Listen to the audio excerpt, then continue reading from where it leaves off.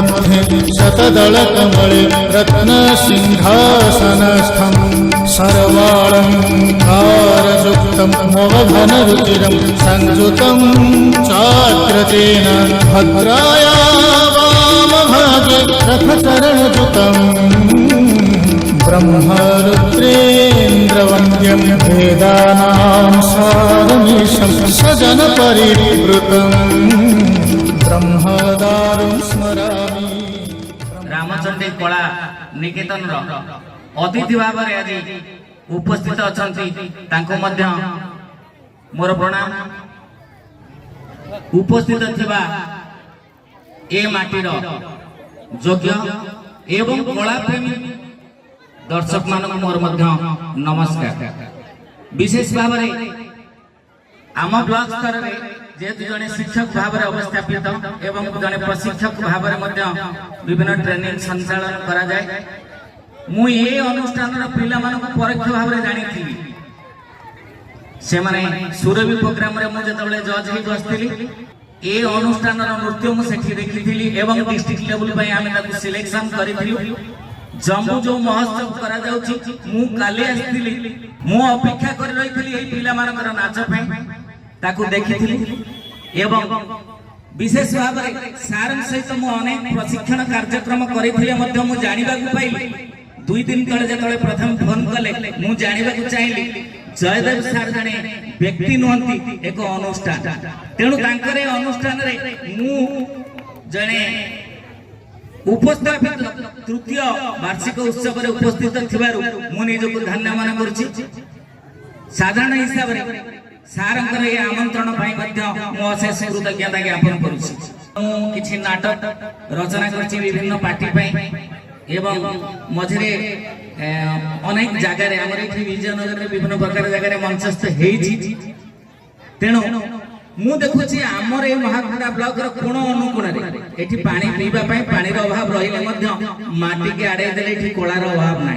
विशेष भाव में ये जो अंचल को प्रथम थर आज घाट पारी डरी डरिक केमती फेरिक जीवी से हिसाब से चिंता कर प्रथम थर माटी में पाद रखी। तेणु आउ थे मु प्रणाम जनाऊँ। कला कला बा नृत्य एक कला नुहे नृत्य को मुझे बुझी नृत्य हूँ गोटे आत्मविश्वास सृजनशीलतार एक परिप्रकाश व्यक्ति मान मध्य एवं शिष्टाचार प्रतिफलन जो माने नृत्य करती भितर प्रस्फुटित जिनिस एटी परिप्रकाश करती। कथा आमे कहूचे कथार भाषा अच्छी आमे बुझी पारुचे नृत्यर भाषा नथिले मध्य से अनेक किछि कहि जाई थाए। तेणु विशेष भाव में मु अनेक किछि कहू नै। धन्यवाद देवी ये अनुष्ठान को ये अनुष्ठान समस्त कारीगर मानक जो माने छोट छोट पिला मानकर संभावना को सफलता रूप देइचंती तांको मु प्रणाम करिबी एवं मते एटी सुजोग देइथिबा पई प्रणाम करिबी एवं जेहेतु जने नाट्यकर भाव में जने शिक्षक थिले मध्य परिचय देइचंती मु गोटी मोर रचित नाटक एक पुराना नाटक रो गोटे सलाप आपण मानक सामने रखी पार्वती गणनाट्यर नाटक आखि कहूचे मनर कथा क्यारेक्टर होचंदी राय मोहन परिडा सरगत राय भाई। तेणु गोटे नाटक लिखी एवं गोटे डायलॉग थिला जने सार कहउचंती से डायलॉग तुमको तुम झियो बाप हिसाब रे अस्वीकार कला पर निर्लज्ज पर एठी ठिया ही रहिच काई gate out from my house से गेट आउट रो मोर डायलॉग स्टार्ट हेतला रायमन परिडान को स्टाइल रे। अवश्य आमे तो कलाकार नुह निजे स्टेज ऊपर परफॉर्म करी किबा ताको स्टाइल को नै किंतु मु से जो जेति की लिखिछि मु सेटा ही परिप्रकाश करछि। Get out from my house सारंकर डायलॉग थिला किंतु रायमन परिडा कहउचंती किंतु हमर सारे गेट पाखरे वेलकम लिखि सीधा टांगी दियंतु। छाडंतु सर गेट आपनकर हाउस भी आपनकर किंतु आपनकर हाउस भीतर थिबा बेबीटा मो ताको नेबी जाई जी ई जो डायलॉग थिला एवं परे परे जेतबेले से हारी जाई छंती लास्ट में गोटे डायलॉग कह दे जाउ छंती सर को सर मु आज चली जाउछी किंतु मने रखंतु मु होची शिव सेई शिव जे मसाणी रे रहे मसाणी पाउछ को देहरे बळी हुए। आज गलार नाग छपटा खसी गले मध्य ए शिव केबे सब हेई पारे ना।